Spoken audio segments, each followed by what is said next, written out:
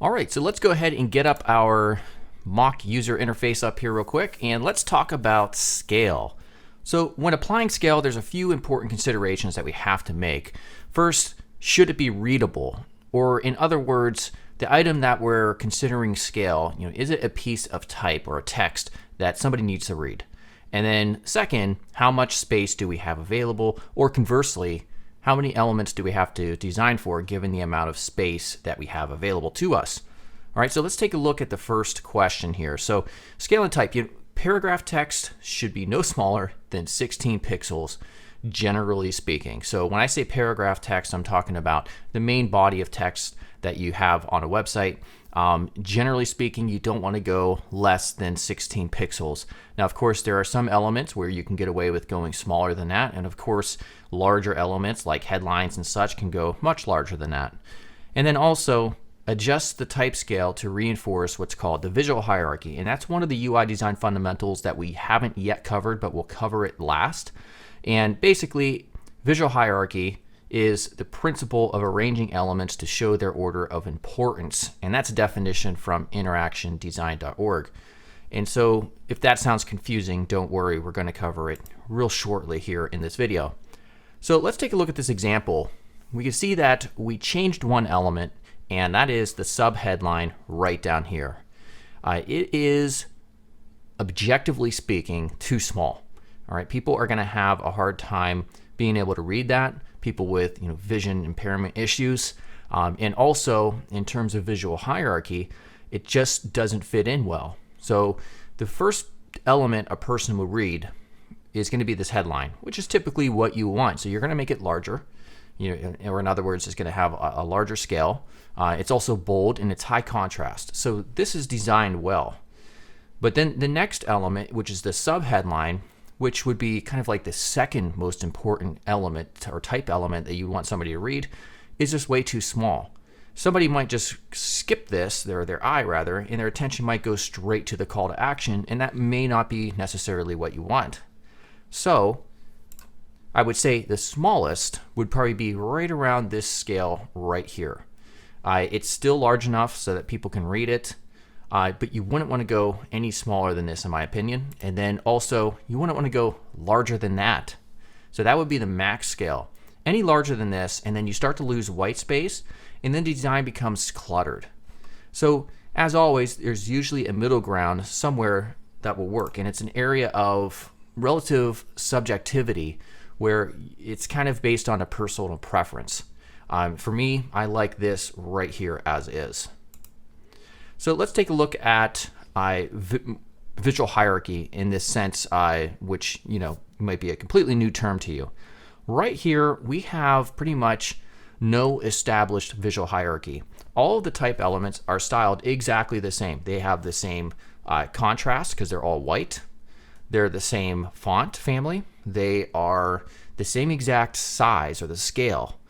And so it makes it difficult to know where we should look first. And that's a part of visual hierarchy. And scale plays a crucial role in establishing visual hierarchy. Now, of course, there's other UI fundamentals that help establish visual hierarchy, and that's pretty much all of them. For instance, we could dim these out and take down the contrast, these right here, and that way our eye would be naturally drawn towards the headline or this call to action buttons. We could also establish visual hierarchy through white space by moving this way up here, for instance. So there's a lot of different ways to reinforce it, but we're going to focus primarily here on scale because that's what this video is about. So what do we do here? So we've established a better visual hierarchy here. So we can see what we did is increase the size of the headline, and we slightly decrease the size of this right here, the descriptions. So if I go back, this is the original, and then this is the adjustment that we made. So this is all purely based on adjusting scale alone. Now we could take a step further, and we can kind of use white space to further, draw importance to this element right here. And we could also scale this down, make it bold as well. So now we've really established a clear visual hierarchy with this particular example. So we went from this to this. And that's primarily done with a good use of scale. Now let's take a look here. In our second consideration earlier on in this video was the amount of space we have available to us. So you can think of this as like a really small tablet or a large mobile phone, and we have two different elements. So typically on a user interface that it's being used on a phone, you don't have much space because most designs have a lot of elements you have to design for, but that's not the case here. We only have two elements, so we actually have a lot of space, and we want to utilize that space better, and the primary way we do that is going to be through scale. So we can drastically improve this particular design by significantly increasing the size of the font here, which I wouldn't go much larger than this, and then also the button. So we can see the before and after here, and that is much more effective usage of scale in terms of the design example here. So what about this example? All right, so now we have a bunch more elements, and the scale here, at least in relation to the headline, is actually pretty solid up here. There's good white space all around it. There's 100% contrast, and it's easy to read. Now, what about this two-column approach here?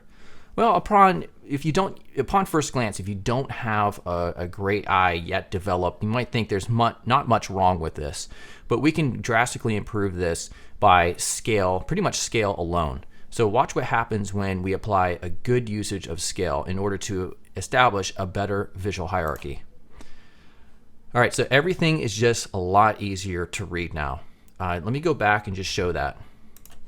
So what did we do? Well, first we took this date right here, which is quite large. It's pretty much the same size as the description down here. And because contextually it's not that important in terms of what we want people to read first, we're going to scale that down a lot more. All right. And then second, we actually keep the same exact size and we don't change anything about the headline here. Notice how it stays exactly the same.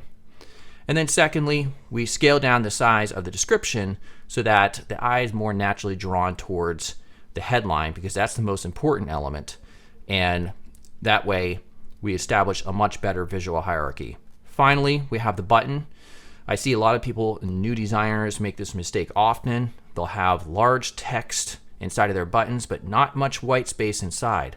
So you could approach that in several different ways. You can leave the font size exactly the same, leave the same scale, and then just add more padding on the inside or white space on the inside of the button, and then that would be better. Or you could scale down the size of the type, and then that way, naturally, it will give you more white space as well. So as you can see, this is what we've done here. So as you can see, that's a real quick kind of crash course or introduction to the concept of scale as it relates to user interface design.